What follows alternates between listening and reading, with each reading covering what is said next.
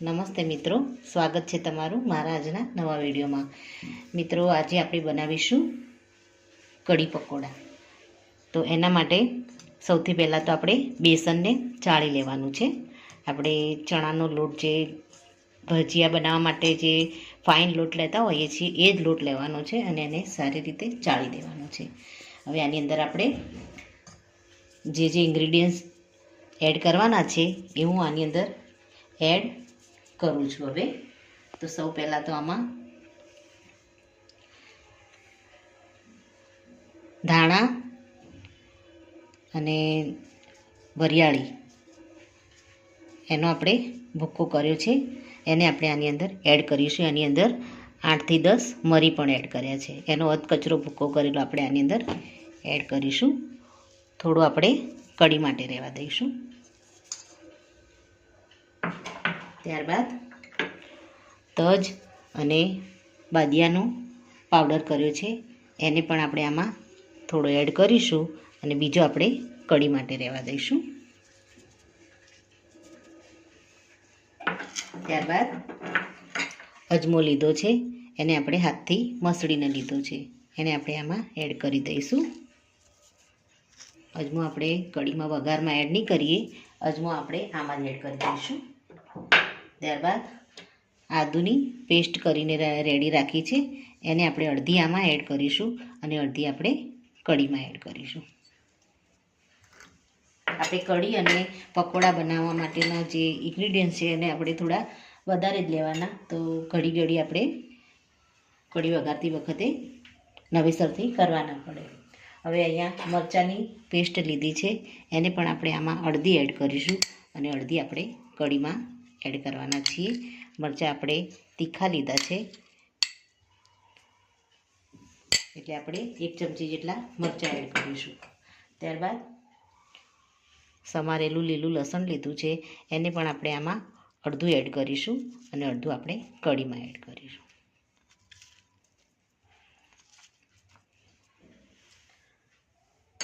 ત્યારબાદ આપણે મેથી લીધી છે, ધોઈ અને ઝીણી એકદમ સમારી લીધી છે, એને પણ આપણે આમાં અડધી એડ કરીશું અને અડધી આપણે કઢીના વઘારમાં એડ કરીશું.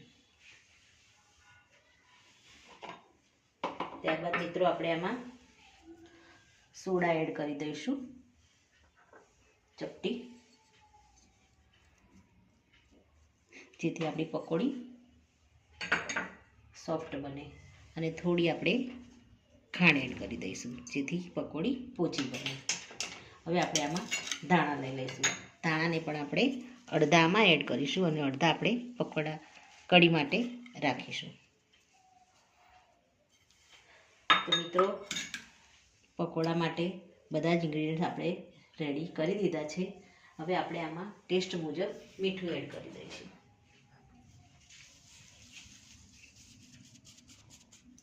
હવે આપણે થોડું પાણી એડ કરી અને આને પકોડા માટે ખીરું બનાવી દઈશું. તમે આને ચમચાની મદદથી પણ હલાવી શકો છો. આપણે આને હાથથી જ થોડું આપણે ઢીલું કરવાનું છે, બહુ આપણે કાઠું નહીં રાખીએ. બસ આ રીતે થોડું હલાવી અને આપણે પકોડા માટેનું બેટર રેડી કરી દઈશું. તો મિત્રો, તમે જોઈ શકો છો પકોડા માટેનું આપણું બેટર એકદમ સરસ રેડી થઈ ગયું છે. હવે આપણે ગેસ ઉપર તેલ મૂકી અને સૌ પહેલાં તો આપણે નાની નાની પકોડી ઉતારી દઈશું. મિત્રો, આપણે તેલ મૂકી દીધું છે અને તેલ આપણું થાય ત્યાં સુધી આપણે બેટરને થોડું હલાવી લઈશું. જો પાણી ઓછું લાગે તો તમારે આમાં એડ થોડું કરી દેવાનું.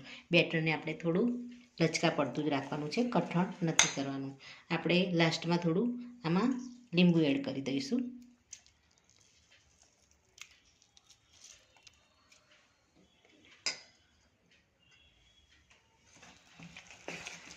એકવાર હલાવી લઈશું. મિત્રો, આ રીતનું આપણે બેટર રાખવાનું છે. થોડું આમાં તમે ઢીલું કરવું હોય તો સહેજ પાણી એડ કરી અને સહેજ ઢીલું કરી શકો છો. જેટલું આપણે થોડું લચકા પડતું બેટર રાખીશું તો એટલી આપણી પકોડી નાની અને સોફ્ટ અને જલ્દી સરસ એવી તેલમાં ફ્રાય થઈ જશે. તો મિત્રો આપણું તેલ રેડી થાય ત્યારબાદ આપણે નાની નાની પકોડી તેલમાં ફ્રાય કરી અને તૈયાર કરીશું. તેલ ગરમ થઈ ગયું છે, આપણે ગેસને મીડિયમ જ રાખીશું. હવે આપણે મીડિયમ સાઇઝની નાની નાની પકોડી આપણે ઉતારી લઈશું. કઢીમાં આપણે એડ કરીશું એટલે થોડી ફૂલી જશે, એટલે આપણે સાઈઝમાં નાની જ પકોડી બનાવીશું. બહાર બજારમાં જે કઢી પકોડા મળે છે એમાં બહુ મોટી પકોડી હોય છે, તો ખાવામાં પણ થોડી આપણને પ્રોબ્લેમ થાય છે. તો આપણે મીડિયમ સાઇઝની પકોડી તૈયાર કરીશું. અને મિત્રો આપણે કાઠિયાવાડી સ્ટાઇલથી બનાવીએ છીએ, તો આની અંદર એક કાઠિયાવાડી મસાલો પણ એડ કર્યો છે. તજ અને બાદિયા અને આપણે જે મસાલા એડ કર્યા છે એનાથી પકોડીનો ટેસ્ટ ખૂબ જ સરસ આવે છે. તો મિત્રો તમે જોઈ શકો છો આપણી પકોડી સરસ એવી ફૂલી અને ઉપર આવી ગઈ છે. નીચેથી સરસ થોડી ફ્રાય થાય એટલે આપણે આને પલટાવી દઈશું.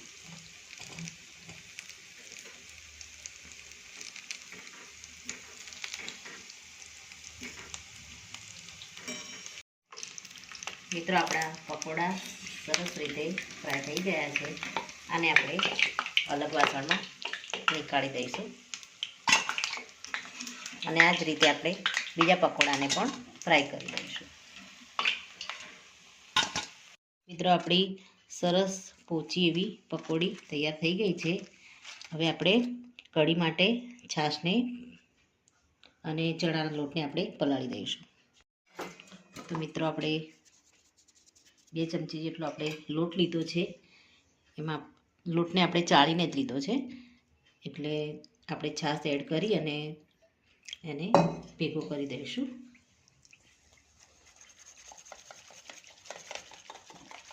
ચાળીને આપણે લીધો છે એટલે એમાં લમ્સ નહીં પડે. થોડી વાર આપણે આ રીતે ભેગો કરી અને એને કઢી માટેનું બેટર તૈયાર કરી દઈશું. આપણે કઢી માટે સરસ બેટર તૈયાર કરી દીધું છે. હવે આપણે જેમાં કઢી બનાવવાના છીએ એ વાસણને આપણે ગેસ ઉપર મૂકી અને ગેસને આપણે ઓન કરી દઈશું. અને બેટરને આપણે એમાં નાખી અને ગરમ કરીશું, ઉકાળીશું.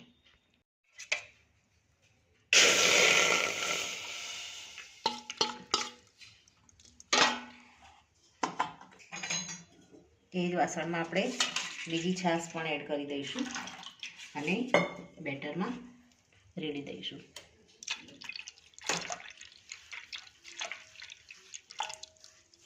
હવે આપણે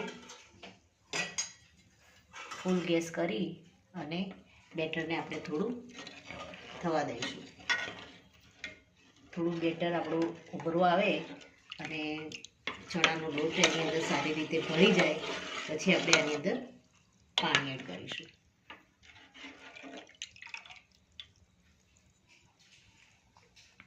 મિત્રો આપણા બેટરમાં ફીણ વળી ગયું છે એટલે આપણું બેટર નીચેથી થોડું ચડવા લાગ્યું છે. સહેજ ઘટ થાય એટલે આપણે આમાં પાણી એડ કરી દઈશું. મિત્રો આપણું બેટર સરસ ગરમ થયું છે. આપણે આની અંદર પાણી એડ કરી દઈશું.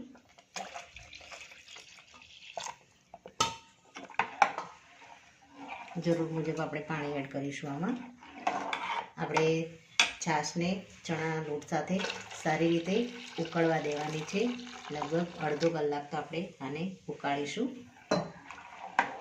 એટલે પાણી આપણે જરૂર પૂરતું આમાં એડ કરી દેવાનું. હવે આપણો એક ઉભરો આવે એટલે આપણે આની અંદર જે થોડા મસાલા એડ કરવાના છે એ એડ કરી અને બીજા ગેસ ઉપર આપણે ધીમે ધીમે એને ઉકળવા માટે મૂકી દઈશું. મિત્રો આપણી કઢીમાં એક ઉભરો આવી ગયો છે હવે આપણે આની અંદર મસાલા એડ કરીશું. તો સૌ પહેલાં તો આપણે થોડો લીમડો આમાં એડ કરી દઈશું. ત્યારબાદ ટેસ્ટ મુજબ આપણે મીઠું એડ કરી દઈશું. ત્યારબાદ આમાં આપણે હળદર એડ કરી દઈશું. ધાણા જીરું એડ કરી દઈશું અને કાશ્મીરી લાલ મરચું છે એ કલર માટે આપણે આમાં એડ કરી દઈશું 2 ચમચી જેટલું. થોડું આપણે લીલું લસણ એડ કરીશું.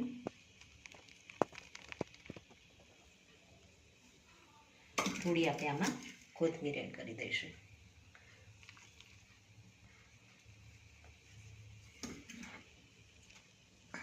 હવે આને એકવાર હલાવી લઈશું.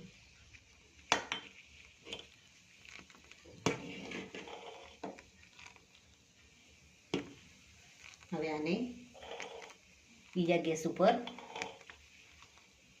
10 થી 15 મિનિટ માટે સારી રીતે ઉકળવા માટે મૂકી દઈશું. ત્યાં સુધી આપણે કઢીનો વઘાર કરી લઈશું. મિત્રો, આપણે જે વાસણમાં આપણે પકોડી તળી છે એ જ વાસણમાં આપણે કઢીનો વઘાર કરીશું. તો સૌ પહેલાં તો આપણું તેલ ગરમ થાય એટલે આપણે એમાં વઘાર માટે 2 આપણે તેજપત્તા એડ કરી દઈશું અને જીરું અને રાઈ એ આપણે વઘારમાં એડ કરીશું. તેલ આપણું આવે, જીરું રાઈને આપણે આમાં વઘારમાં સારી રીતે ચટકવા દઈશું.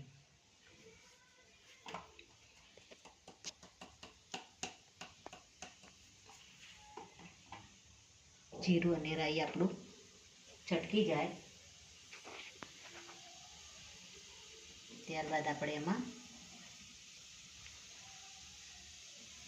ડુંગળી એડ કરીશું. જીરું અને રાઈ સારી રીતે ચટકી ગઈ છે. હવે આપણે આમાં ડુંગળી એડ કરીશું.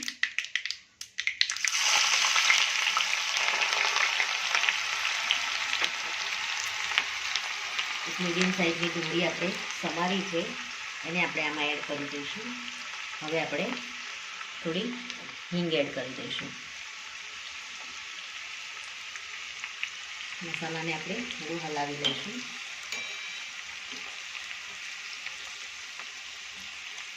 ડુંગળી આપણી થોડી સતળાઈ જાય એટલે આપણે આમાં ટામેટાં એડ કરી દઈશું. 1 નંગ આપણે ટામેટું લીધું છે એને આપણે લીલું સમારીને લીધું છે એને આપણે આમાં એડ કરી દઈશું. ત્યારબાદ તજ અને બાદિયાનો જે ભૂકો બનાવ્યો હતો પાવડર એને આપણે આમાં એડ કરીશું. જે મસાલા આપણે પકોડામાં એડ કર્યા છે એને આપણે આમાં એડ કરીશું. આપણે તજ અને બાદિયાનો પાવડર એડ કર્યો. હવે આપણે લીલું લસણ એડ કરી દઈશું.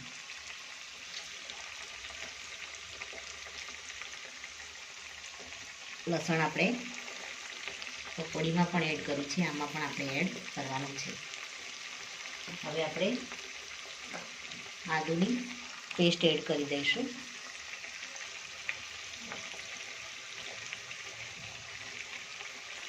ત્યારબાદ મરચાંની પેસ્ટ એડ કરી દઈશું.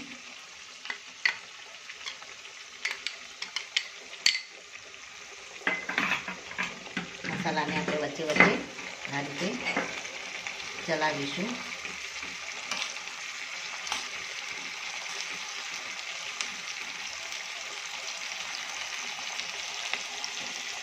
હવે આપણે ધાણા, વરિયાળી અને મરીનો પાવડર જે રેડી કર્યો હતો એને આપણે આમાં એડ કરી દઈશું.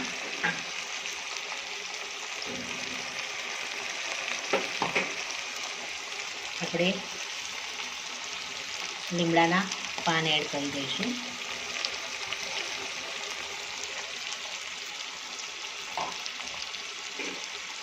ત્યારબાદ હવે આપણે આમાં મેથી એડ કરી દઈશું.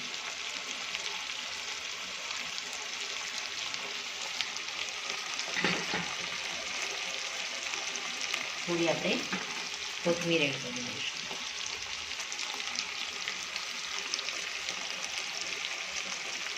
હવે આ મસાલાને સારી રીતે તેલમાં ફ્રાય કરીશું.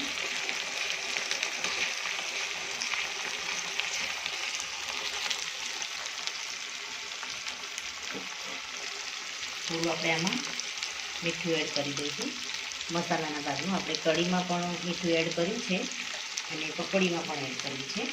તો આપણે મસાલાના ભાગનું ખાલી મીઠું આમાં એડ કરીશું, જેથી આપણો મસાલા છે એ સરસ રીતે આપણો વઘાર સારી રીતે થઈ જાય.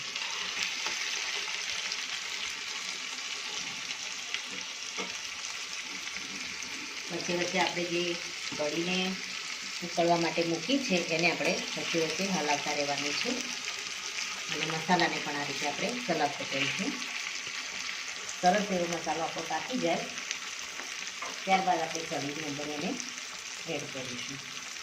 થોડું આપણે ધાણા પાવડર એડ કરી દઈશું. આમાં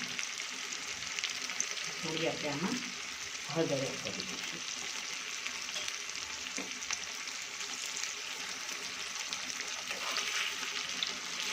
મિત્રો આપણો મસાલો સરસ પાકી ગયો છે. હવે ગેસને બંધ કરી અને આ મસાલાને આપણે કઢીમાં એડ કરી દઈશું. મિત્રો આપણી કઢી પણ સરસ એવી ઉકળી ગઈ છે. મસાલાને આપણે જે વઘાર કર્યો છે આપણે એ વઘારને આપણે આમાં એડ કરી દઈશું.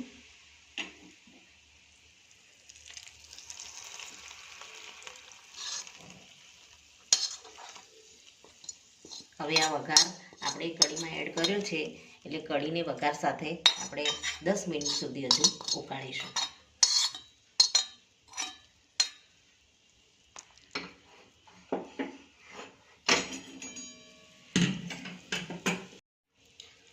મિત્રો સરસ આપણી કઢી ઉકળી ગઈ છે અને થિકનેસ પણ એકદમ સરસ આવી ગઈ છે. હવે આપણે આમાં પકોડી જે રેડી કરી છે એને આપણે એડ કરી દઈશું. ગેસને આપણે મીડિયમ કરીશું, જેથી પકોડી એડ કરતી વખતે આપણી ઉપર છાંટા ના આવે. તો આમાં પકોડીને એડ કરી દઈશું.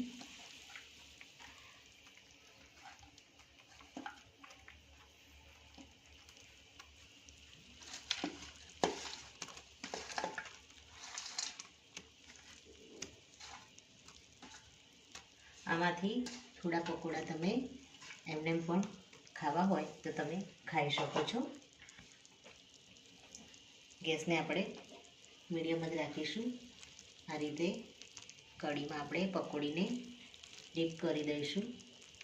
ઉપરથી આપણે હવે થોડો જે તજ અને બાદિયાનો પાવડર છે એને આપણે આમાં એડ કરી દઈશું.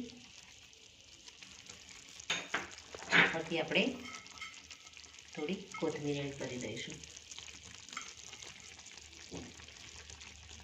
અને હવે ગેસને બંધ કરી અને 5 મિનિટ માટે ઢાંકી દઈશું અને ત્યારબાદ આને સર્વ કરી દઈશું. તો મિત્રો રેડી છે આપણી કાઠિયાવાડી ટેસ્ટ સાથે કઢી પકોડી. તો મિત્રો આ સાથે મારો આ વિડીયો અહીંયા પૂરો થાય છે. મિત્રો જો મારો વિડીયો તમને ગમ્યો હોય તો તમારા ફ્રેન્ડ અને ફેમિલીમાં શેર જરૂર કરો. મારી ચેનલને તમે સબસ્ક્રાઈબ કરો અને કમેન્ટમાં જરૂરથી લખજો કે મારી આ રેસીપી તમને કેવી લાગી. ફરી મળીશું એક નવા જ વિડીયો સાથે. ત્યાં સુધી આવજો મિત્રો. Thank you.